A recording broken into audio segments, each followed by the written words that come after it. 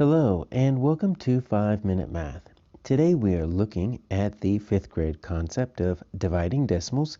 This is standard 5.3G in the great state of Texas, and we are using item number 25 of the 2022 released STAAR test. If you haven't done so already, please go ahead and take a moment to pause the video, work this problem out on your own, unpause it, and we will look at our answers together.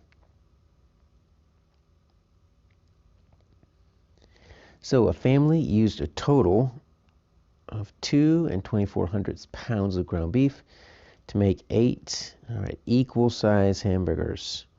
So look at that, equal size hamburgers. How much ground beef was used for each hamburger?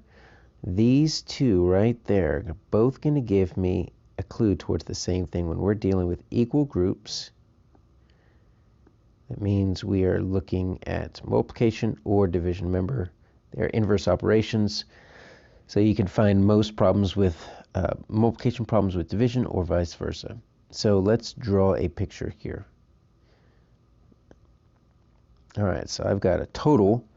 They gave me the total. They even say the word total. 2 24/100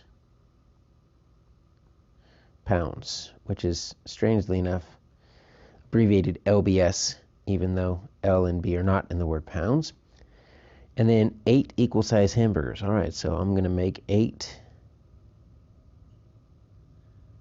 equal sized hamburgers. So I'm going to cut it in half. Cut my halves in half. I've got fourths. Cut my fourths in half. I've got eighths. All right, so I've got 8 equal size hamburgers. And how big is each hamburger?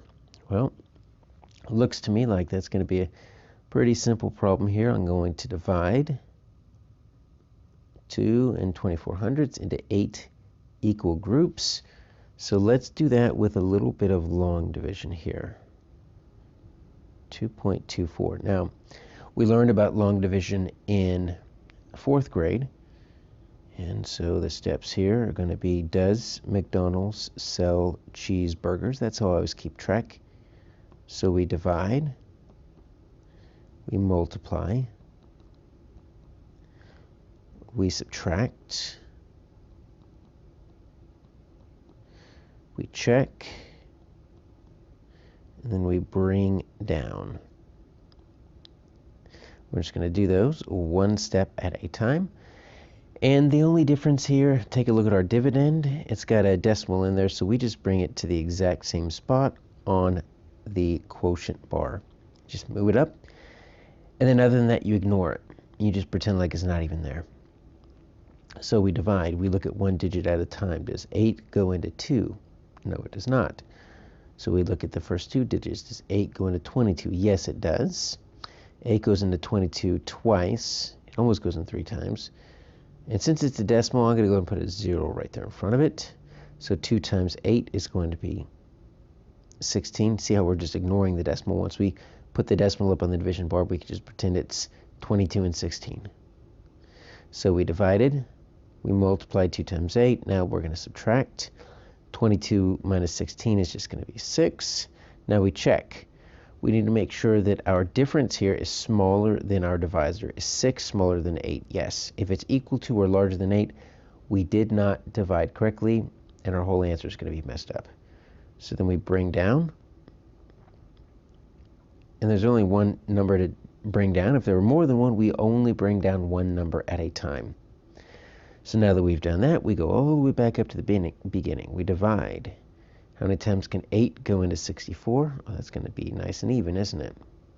We multiply. 8 times 8 is 64.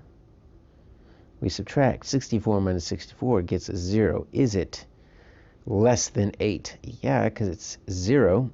And then we don't bring down if there's not anything there. That means that is our answer. So it looks like 28/100, and if we wanted to, right, we could multiply 28/100 times 8. It's going to be 4, 16, 22. And I've got 2 digits behind the decimal in my factor, so I've got 2 digits behind the decimal in my product. So look at that, 2.24 gets me right back up to where I started. So my answer is going to be B, 28/100.